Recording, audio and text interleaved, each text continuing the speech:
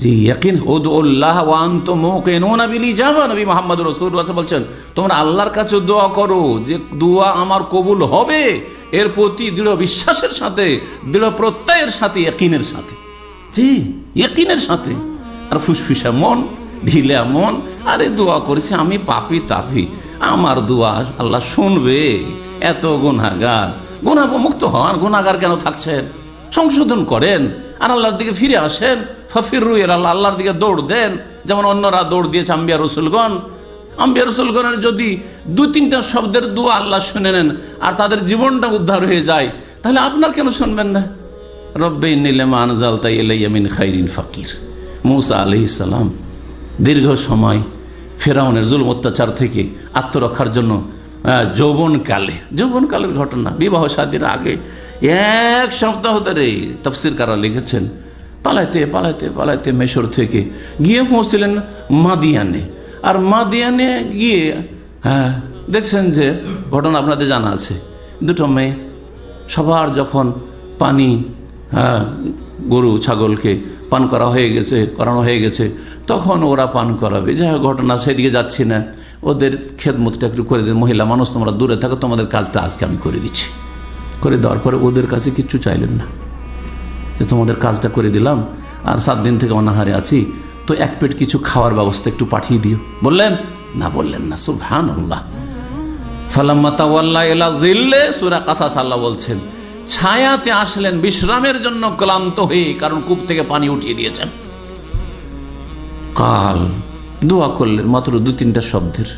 জি, রব্বে ইন্নী লিমা আনজালতা ইলাইয়া মিন খাইরিন ফাকির।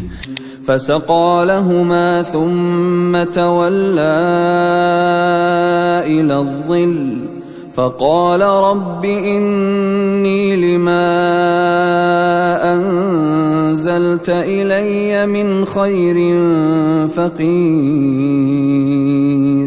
আল্লাহ, আমার জন্য যে রিজিক কল্যাণ নামিয়েছো, দুনিয়াতে নসিবে রেখেছো, নামিয়েছো, আনজালতা তাহলে বোঝাল আকাশ থেকে নেমে আসে, আকাশ থেকে যে নামিয়েছ আমার ভাগ্যে যেটা, সেটার আজকে আমি মুখাফেক্ষি হয়েছি, মোহতাজ হয়েছি। আল্লাহ, আমার রিজিকের দরকার। ব্যাস, সাথে সাথে একটু পরে ডাক হইল, কল হইল, খাওয়ার ব্যবস্থা হইল, থাকার ব্যবস্থা হইল, শোয়ার ব্যবস্থা, কাল কাটাবার ব্যবস্থা, তারপরে যুবক মানুষ বিবাহের ব্যবস্থা, শাদীর ব্যবস্থা, স্ত্রীর ব্যবস্থা হইল, সব ব্যবস্থা হয়ে গেল। সুবহানাল্লাহ। এবং সেখানে মানসিক শান্তির ব্যবস্থা, কারণ অনেক সময় অনেক আশ্রয় দিয়ে কি করে, গাদ্দারি করে, তাই না? বা আশ্রয় দিল কিন্তু রক্ষা করতে পারলো না।